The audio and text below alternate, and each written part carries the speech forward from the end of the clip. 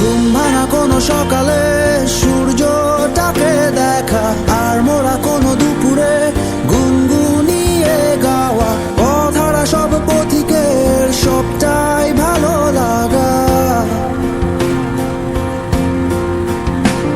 আর জানালার ওই কাছটায় থমকে থাকা বৃষ্টি,